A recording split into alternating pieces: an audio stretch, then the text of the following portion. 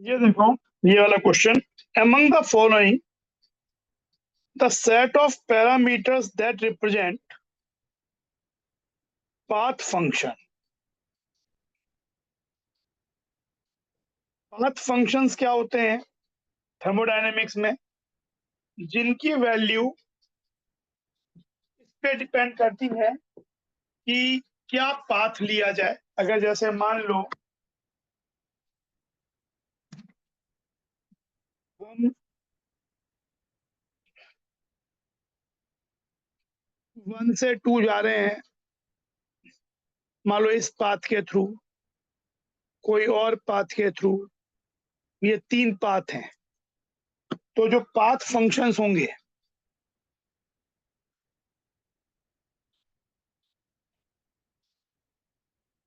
उसकी वैल्यू, अगर ये ए पाथ हो गया, ये बी पाथ हो गया, ये सी पाथ हो गया, तो उस फंक्शन की वैल्यू f1 से 2 through a path will be not same as path b will not same as, क्या रास्ता लिया उस पर डिपेंड करेगा चीजें। पर एक होते हैं स्टेट फंक्शंस। स्टेट फंक्शन अगर किसी भी, अगर इनिशियल और फाइनल स्टेट सेम है तो कैसे भी अचीव करो, चाहे पाथ ए से, पाथ बी से, पाथ सी से, वो तीनों के सेम हो जाएंगे। अगर ये स्टेट फंक्शन है तो इससे जाओ, will be same as through path B,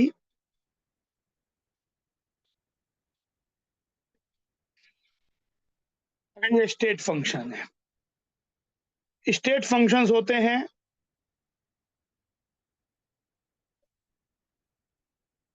internal energy,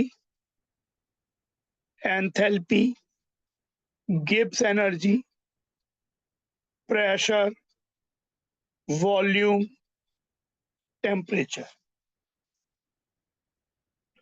path functions होते हैं वर्क, हीट एक्सचेंज। एंट्रोपी भी स्टेट फंक्शन है। Entropy, temperature, volume, pressure, Gibbs energy, enthalpy, internal energy. Internal energy को कुछ कुछ जगह पे ई से भी रिप्रेजेंट किया जाता है। तो अब देखो ये चीज, Q plus W by first law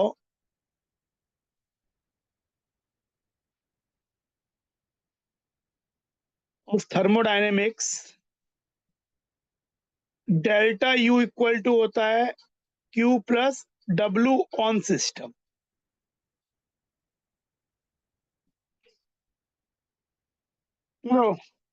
Q path function है, हमें पाथ फंक्शन चाहिए। W पाथ फंक्शन है, यानी ये हो गया आंसर, ये हो गया। लेकिन Q plus W delta U होता है, U स्टेट फंक्शन है, तो डेल्टा U भी स्टेट फंक्शन है, चेंज। तो Q और दो पाथ फंक्शन का सम स्टेट फंक्शन हो सकता है, तो एक्चुअली ये वाली वैल्यू स्टेट फंक्शन है, क्योंकि this is equal to delta U। और H minus T S G equal to, एक थर्मल फंक्शन होता है G equal to H minus T S, इसमें ये सभी के सब स्टेट फंक्शंस हैं। एक और भी जो होती है H equal to U plus PV, ये भी सब स्टेट फंक्शंस हैं। तो यहाँ पे आंसर हो जाएगा पाथ फंक्शंस बी एंड सी, यानी ये हो जाएगा।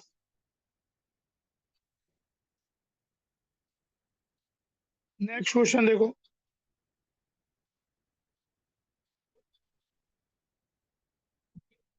During which of the following processes does entropy decrease? Disorder decrease हो रहा है किस केस में? तो देखो, freezing of water,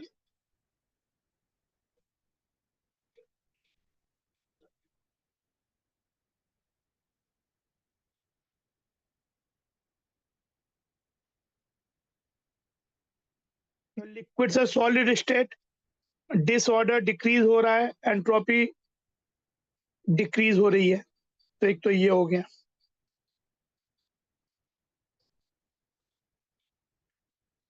entropy decrease S negative. Similarly ये भी,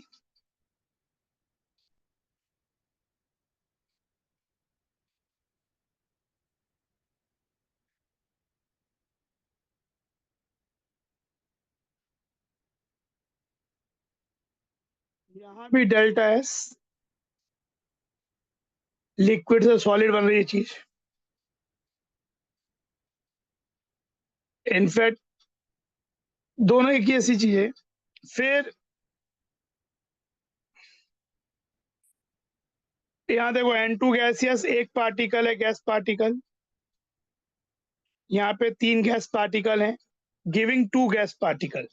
तो नंबर ऑफ गैस पार्टिकल एक केमिकल रिएक्शन में डिक्रीज हो रहा है, तो यहाँ पे भी delta S less than, disorder कम हो रहा है।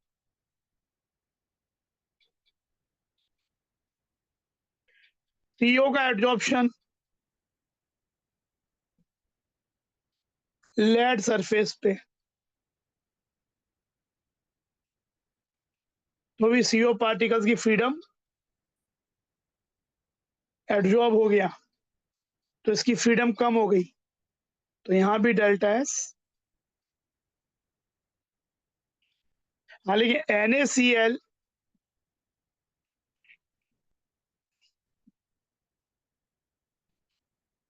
पानी में डिजोल्व होके Na plus aqueous, OH minus aqueous, तो नंबर ऑफ पार्टिकल्स बढ़ रहे हैं।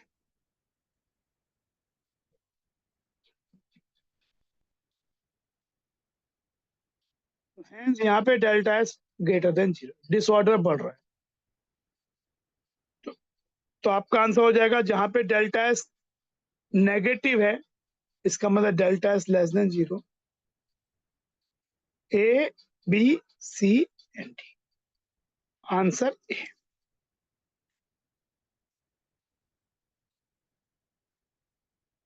तो ये हो जाएगा।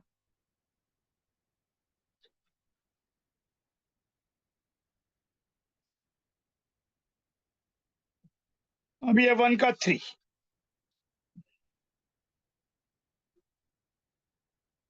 द ट्रू स्टेटमेंट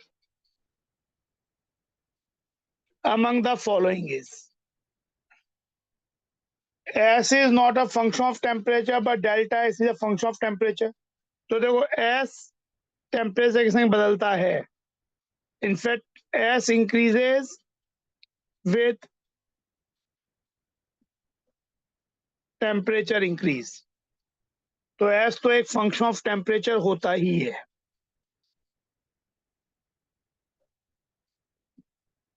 और इवन जो चेंज इन एंट्रोपी होता है, हमने पढ़ा भी है, DS इक्वल टू,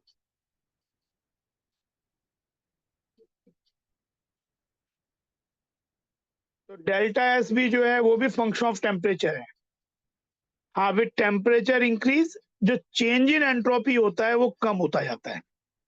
एंट्रोपी बढ़ता था, पर change in entropy with every temperature rise, जो 10 डिग्री से 20 डिग्री ज्यादा चेंज होगा, वनस्पत 20 डिग्री से 30 डिग्री।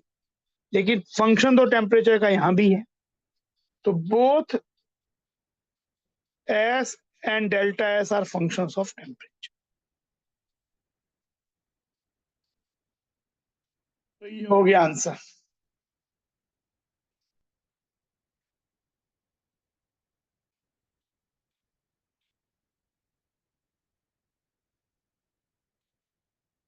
अब ये देखो, 5 moles of an ideal gas at 100 Kelvin,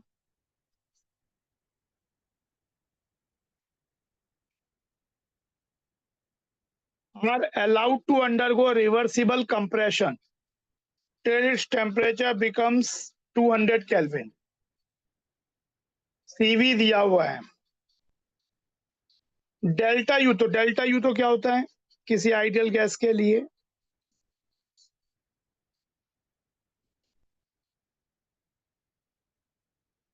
N CV delta T. 5 CV होता है F/2। आप यहाँ CV दिया हुआ ही है, बात ही खत्म हो गई। और डेल्टा टी हो गया टेम्परेचर 100 से 200 मतलब 100 चेंज।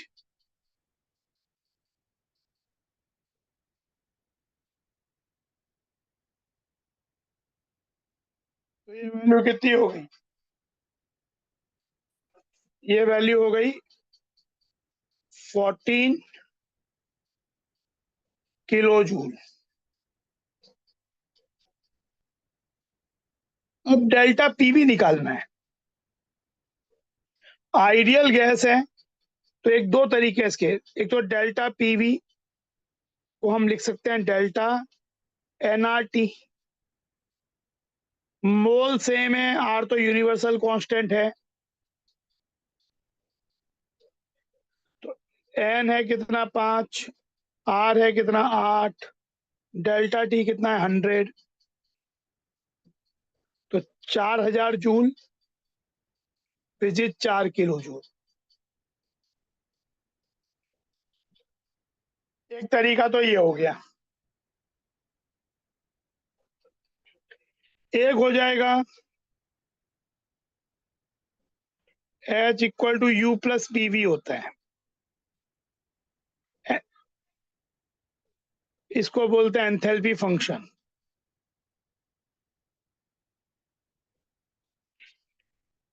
तो डेल्टा H इक्वल टू हो जाएगा डेल्टा यू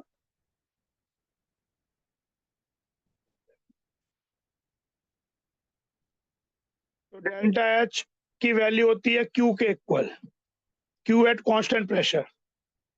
ये तो हम निकाल ही चुके हैं 14 किलो जूल।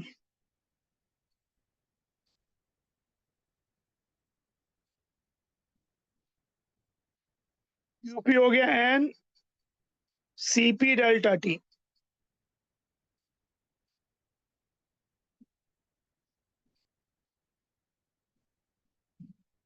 ये हो जाएगा 5 28 36 28 plus 8 CV plus are.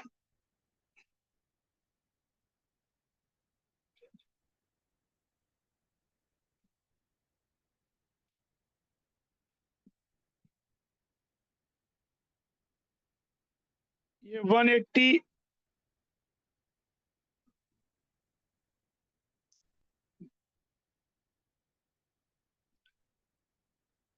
3 kilo joule. लेंदी जैसा हुआ, लेकिन मैं तुम्हें बताना चाह रहा हूँ कि ये दोनों तरह से सॉल्व हो सकती है, ये चीज आनी चाहिए।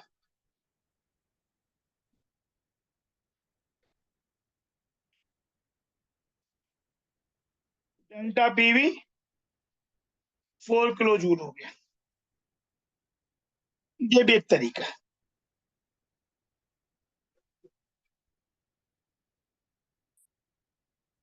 आप अगर ऐसे ऐसे करते,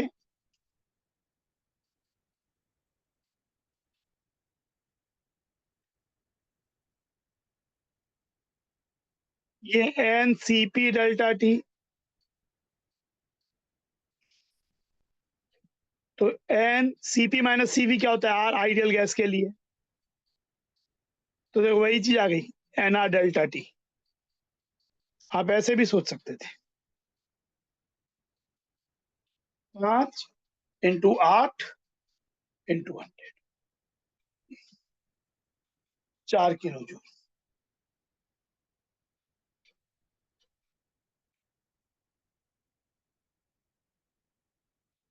क्लियर हो गया? ये क्वेश्चन देखो,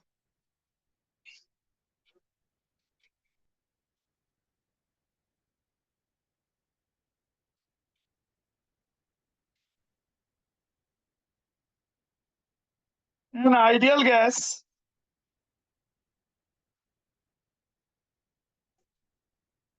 is allowed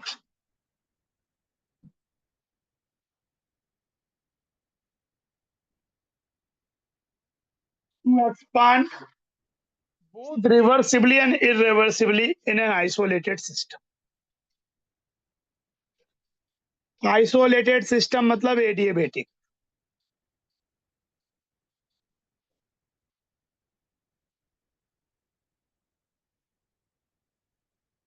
Q0. एक चीज होती है कि जो W reversible by system is always greater than W reversible,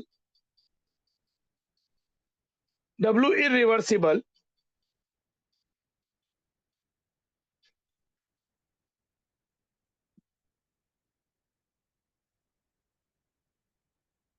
एक रिवर्सिबल प्रोसेस में सिस्टम ज्यादा वर्क करता है then an irreversible process system. तो माइनस करेंगे तो W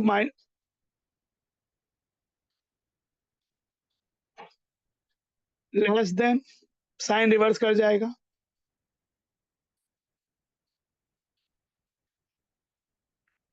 this is nothing but W reversible on system,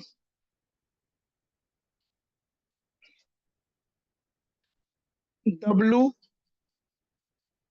irreversible on system.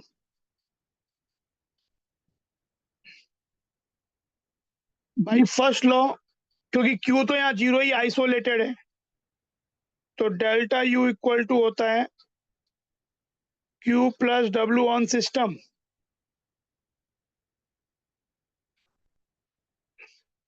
तो क्योंकि Q जीरो है बीइंग आइसोलेटेड, तो delta U equal to W on system.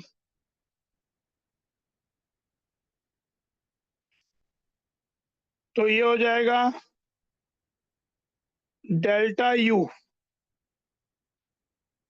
Reversible on system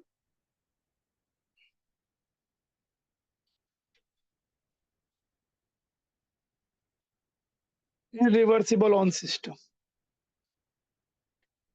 delta U ideal gas के लिए होता है क्योंकि बोला आइडियल गैस ही है। N CV delta T, TF reversible initial temperature तो दोनों आपने सेम से स्टार्ट किया है, तो स्टार्टिंग पॉइंट तो सेम ही था, तो TI दोनों के लिए सेम ही रहेगा। NCV TF irreversible minus TI। NCV cut गया, पॉजिटिव क्वांटिटी है इसलिए साइन वाइन कुछ फर्क नहीं होगा। तो TF reversible less than TF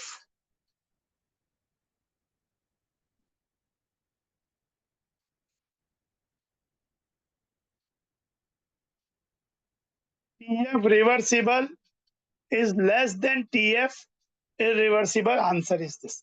अच्छा क्वेश्चन है ये।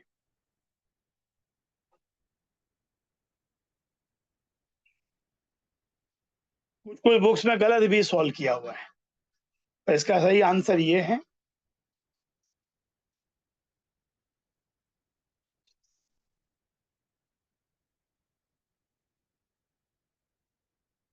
ठीक है,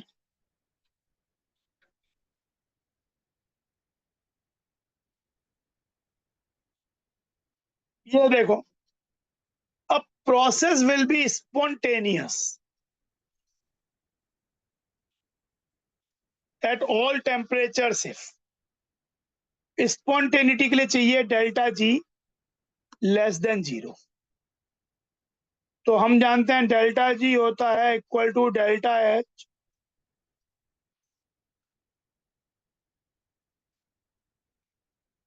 टेम्परेचर केल्विन में है, जो कि हमेशा पॉजिटिव ही होता है।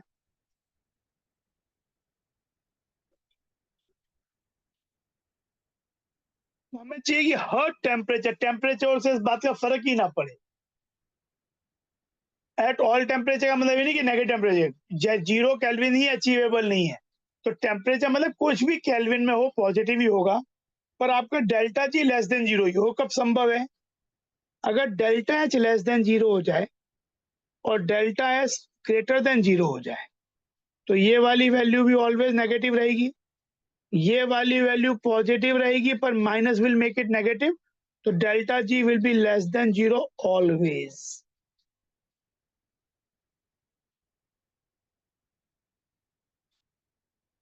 Delta H exothermic and entropy increasing. Answer will be B. आसान क्वेश्चन था।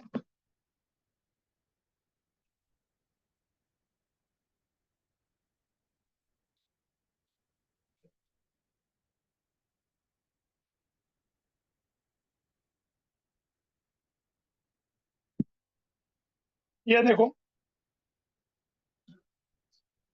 the plot which does not represent isothermal expansion of an ideal gas। Plot जो कि आइसोथर्मल एक्सपांशन को रिप्रेजेंट नहीं करता। आइसोथर्मल एक आइडियल गैस के लिए मतलब पीवी इक्वल टू के। एन कांस्टेंट है ही एक आइडियल गैस सैंपल के लिए, टी भी कांस्टेंट है। तो P will be equal to K by V. तो देखो ये 1/v वर्सेस पी का ग्राफ, ये सही है, 1 इज करेक्ट। हमें डज नॉट रिप्रेजेंट की बात पूछ रहा है, तो ये तो रिप्रेजेंट करता है, ये गलत है। P versus V is not a linear curve, ये इनकरेक्ट है।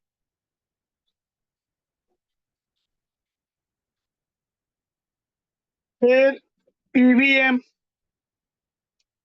मोलर वॉल्यूम, भाई n इक्वल टू 1 ले लो तो मोलर वॉल्यूम हो जाएगा।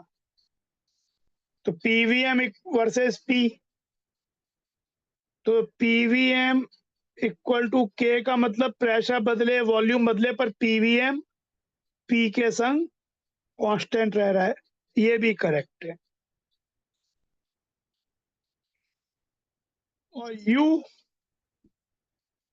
आइडियल गैस के लिए यू का एक्सप्रेशन होता है n f by two R T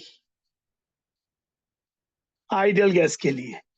तो यू हो जाएगा f by two PV, nRT PV हो गया। तो पीवीएम में यू वर्सेस वीएम बोल रहे हैं, तो ये लीनियर नहीं है, बिकॉज वी भी बदल रहा है तो पी बदल, बिकॉज टेम्परेचर कांस्टेंट है, पी और वी बदल सकते हैं, बदल भी रहे हैं, तो ये बात तो सही नहीं है। U is not proportional to V, because F by two constant है, but P is not constant, तो ये भी इनकरेक्ट हो गया। आंसर हो जाएगा 2 एंड 4।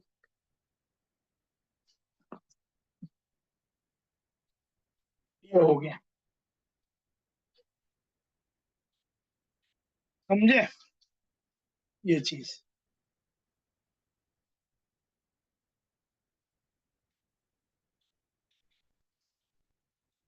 ये देखो,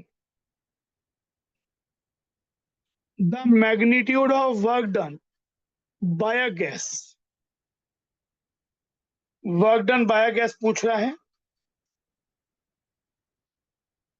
that undergoes a reversible expansion along the path ABC। Work done on gas होता है रिवर्सिबल केस में minus P V F minus V I, expansion work negative और कंप्रेशन वर्क पॉजिटिव, और वर्क डन बाई गैस हो जाता है minus of this which will be P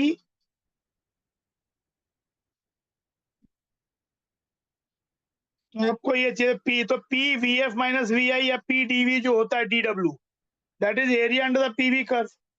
important बात यहाँ है कि यहाँ पे ये पॉइंट 0 0 नहीं है, ये पॉइंट 2 2 है। तो आपको वॉल्यूम तो यहाँ एक्सपांड हो रहा है, तो work done by the gas positive होगा। रेक्टेंगल का एरिया प्लस ट्राइंगल का एरिया या ट्रेपीजियम का एरिया भी कह सकते हैं। तो ये वाला जो work done A to B है बाय द गैस हो जाएगा, वॉल्यूम तो बढ़ ही रहा है, पॉजिटिव वर्क, तो एरिया अंडर, तो एरिया अंडर दिस कर्व जो निकालेंगे उसमें इस साइड की लेंथ हो जाएगी 6, 8 माइनस 2, और ये लेंथ भी हो जाएगी 6, तो जाएगा 6 इंटू 36, और work done B to C this area,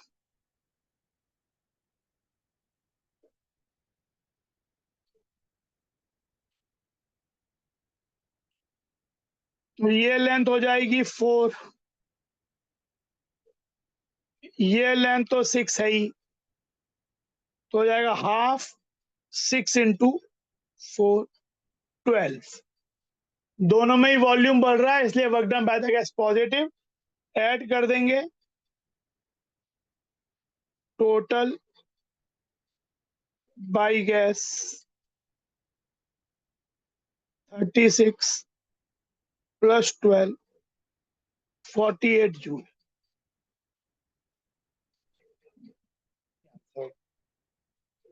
this is your answer. In PV curve में area under the curve is work done.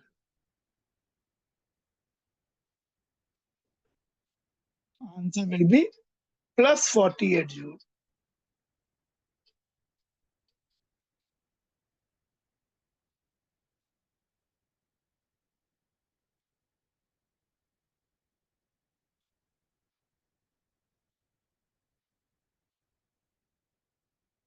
ये देखो,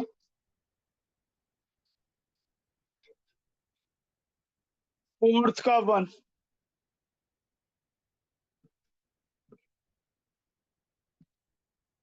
25 degree Celsius 50 gram of iron reacts with HCl to form FeCl2.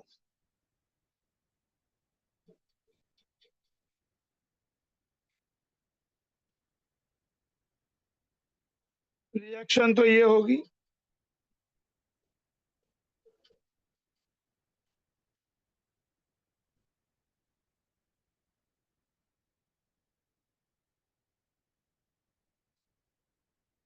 the evolved hydrogen gas expands against a constant pressure of 1 bar। तो सबसे पहले 50 ग्राम मतलब कितना, 50 by 56 moles, 50 by 56, इसकी value आती है 0.8952। HCl की कोई क्वांटिटी नहीं दी, तो हम मान के चलते हैं ये एक्सेस में है। तो 1 मोल Fe 1 मोल हाइड्रोजन प्रोड्यूस करता है, तो इतने मोल से मोल्स ऑफ हाइड्रोजन जो बनेंगे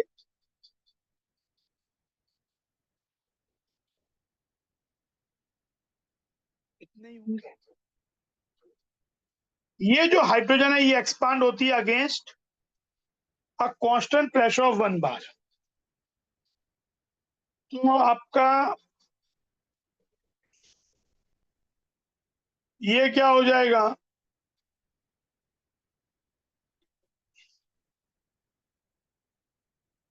बाहर का प्रेशर कांस्टेंट हमें मालूम है कि W by gas P external change in volume. तो एक दो P एक्सटर्नल तो 1 बार हो गया, 1 बार मतलब 10⁵ पास्कल या न्यूटन पर मीटर स्क्वायर। डेल्टा V क्या हो जाएगा कि शुरुआत में तो हाइड्रोजन गैस था ही नहीं, तो फाइनल वॉल्यूम ऑफ हाइड्रोजन कितना हुआ? फाइनल वॉल्यूम हाइड्रोजन हुआ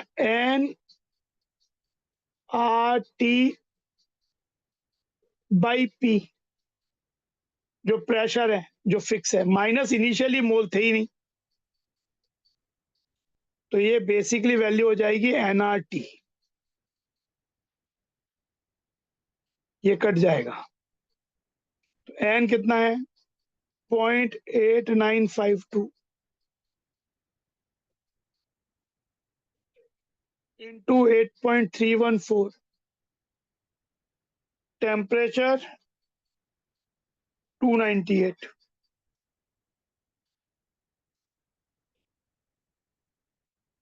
इसको जब हम सॉल्व करेंगे तो हमको वैल्यू आ जाएगी, पहले आएगा 221, हल्का सा कैलकुलेशन है,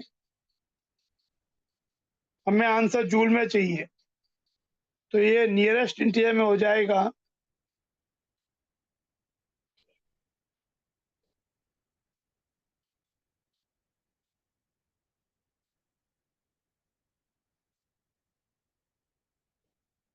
तो ये आपका वर्क डन हो गया।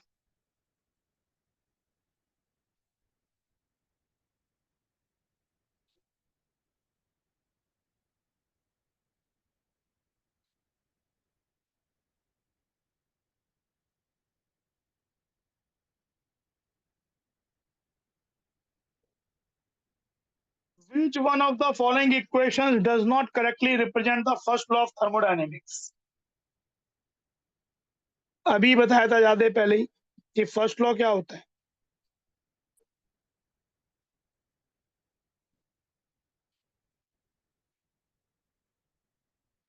Delta U Q W on system. Generally chemistry में कुछ नहीं बोला तो W ऑन सिस्टम ये वाला पहले लेते हैं चीज। नॉन एक्सपांशन वर्क इसमें नहीं है, केवल PV work is involve here. Electrical work को हम कंसीडर नहीं कर रहे हैं। तो अगर प्रोसेस साइक्लिक है, फॉर साइक्लिक डेल्टा U 0 होगा, क्योंकि U स्टेट फंक्शन है, तो Q इक्वल टू हो जाएगा,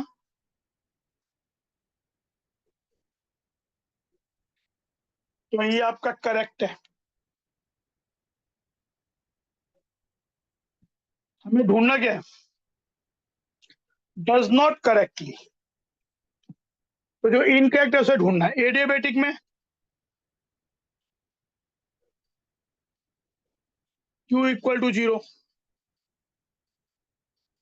तो डेल्टा U इक्वल टू होगा W, और यहां दिया है -W, तो ये इनकरेक्ट है।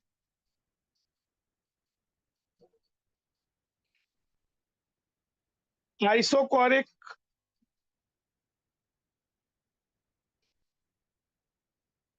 वर्क डन 0, कांस्टेंट वॉल्यूम,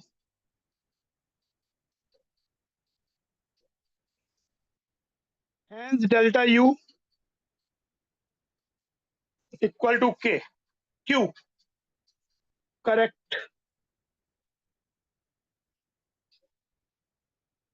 और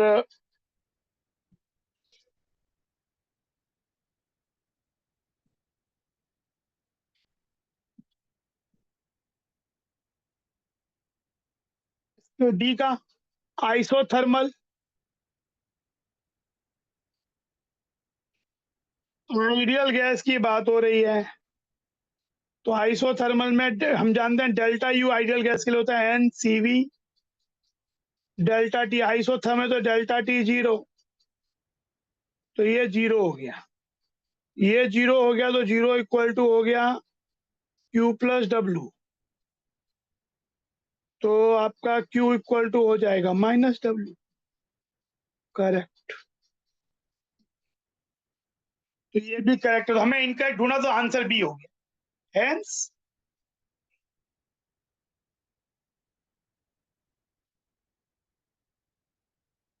answer is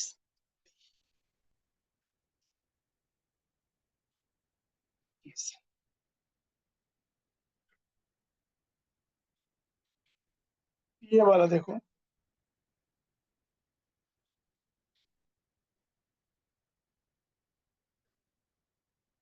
the reaction of cyanamide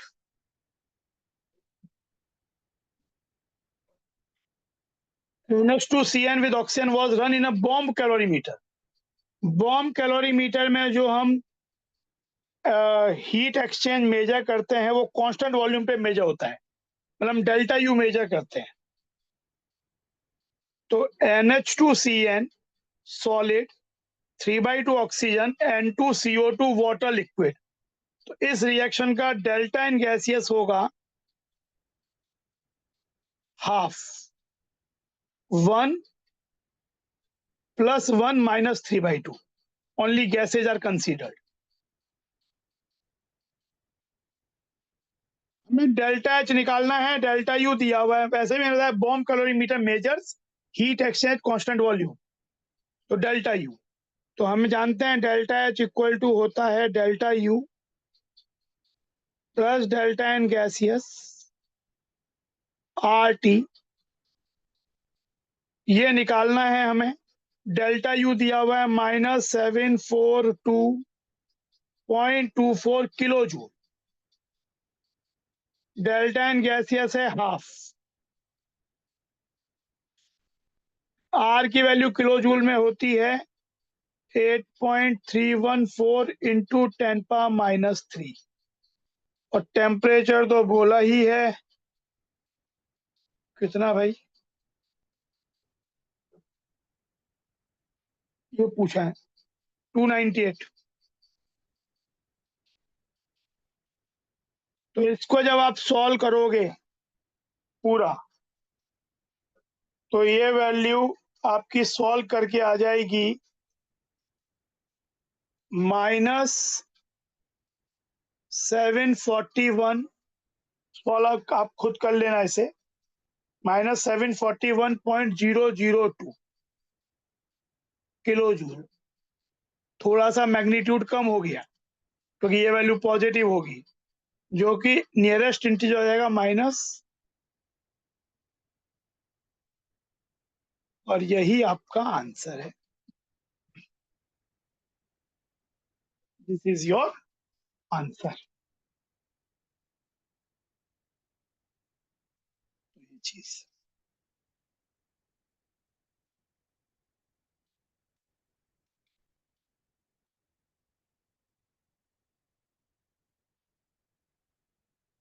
298.2 Kelvin, the relationship between enthalpy of bond dissociation in kilojoule per mole for hydrogen, मतलब H2 के लिए इसको इंडिकेट किया है EH से, और ED से रिप्रेजेंट किया है फॉर D2। H2 से 2H बनना, D2 से 2D बनना। एक बात हम जानते हैं कि जो हैवियर आइसोटोप्स होते हैं उनको तोड़ने में उनके बॉन्ड को ज्यादा एनर्जी लगती है, मोर डिफिकल्ट होता है। तो ये तो बिल्कुल फैक्ट है कि ED has to be greater than EH being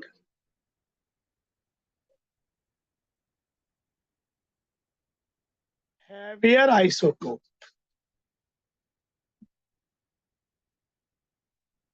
अब इसमें तो ये बिल्कुल हट गया। अच्छा, ये फैक्टर इतना बड़ा भी नहीं होता, ये वाली बात भी हट गई। EH ये भी गलत हो गया। अब रहेगा ये दोनों, पर ये फैक्टर इतना बड़ा नहीं होता कि जो ED की वैल्यू है वो डबल ऑफ दिस हो जाए। It will increase the bond energy of deuterium compare to H2, D2 से H2 की ज्यादा हो जाएगी, लेकिन इतना नहीं होगा कि वो डबल हो जाए। तो ये वाली बात भी लॉजिकल नहीं। तो आंसर होगा ED - EH इक्वल टू, मतलब ये चीज, ये वैल्यू याद होने की जरूरत है नहीं भाई, ये लॉजिक से आ जाएगा। पर फिर भी एक बार याद, अगर जब बात आ गई तो H2 का बॉन्ड एनर्जी होता है 435 0.88 किलोजूल पर मोल, जबकि ड्यूटीरियम का होता है 443.35।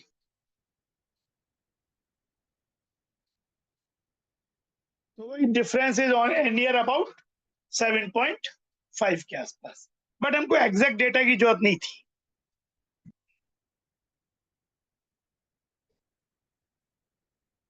ये चीज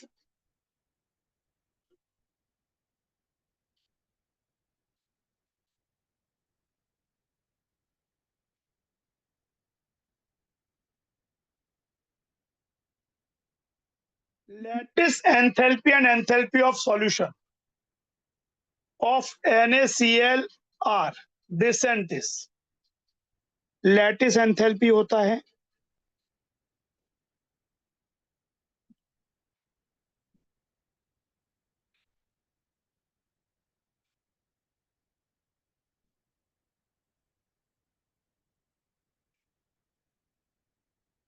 इस रिएक्शन के डेल्टा एच को बोलते हैं lattice enthalpy,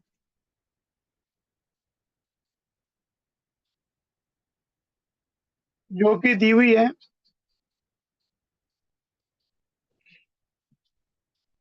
enthalpy of solution होगा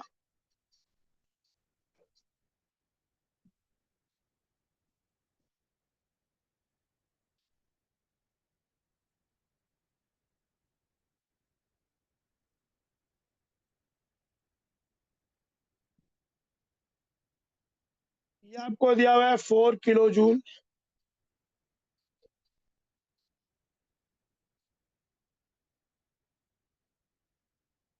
हमें चाहिए हाइड्रेशन एंथैल्पी। हाइड्रेशन एंथैल्पी होता है Na प्लस गैसियस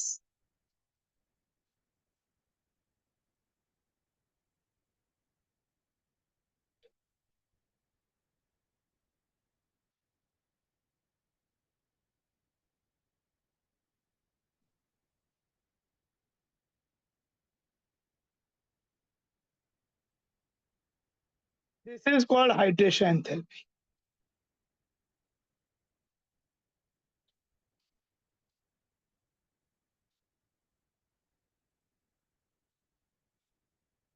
अगर मैं इसको मार्क कर दूं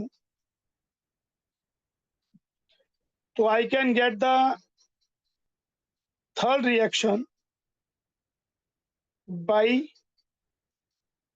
डूइंग 2 minus 1।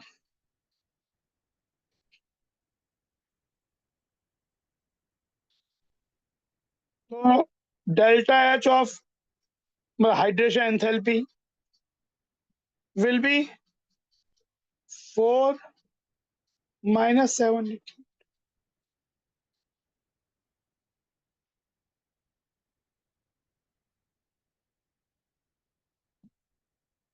ये हो जाएगा, answer is C.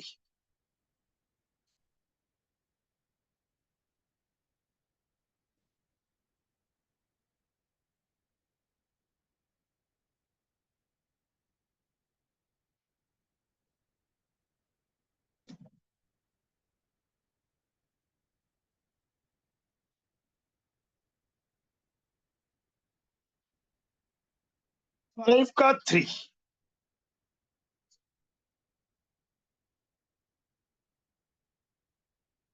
If enthalpy of atomization of bromine liquid, bromine liquid के एटोमाइजेशन का मतलब है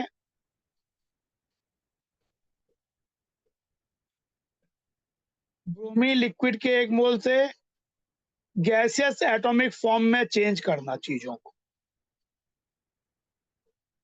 तो this reactions delta H is known as enthalpy of atomization of Br2 liquid। जैसे अगर फॉर एग्जांपल मान लो कार्बन ग्रेफाइट सॉलिड फॉर्म में से कार्बन गैस बनाना, this reaction delta H will be known as heat of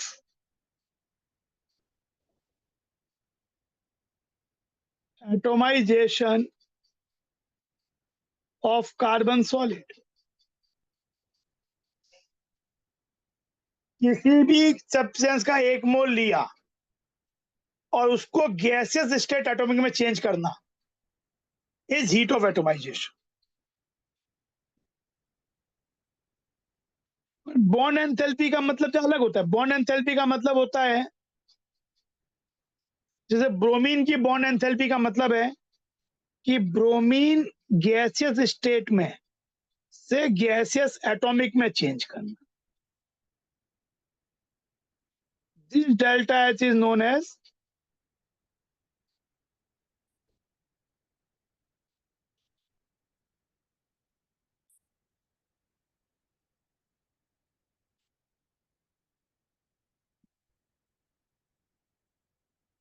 एक बात देखो,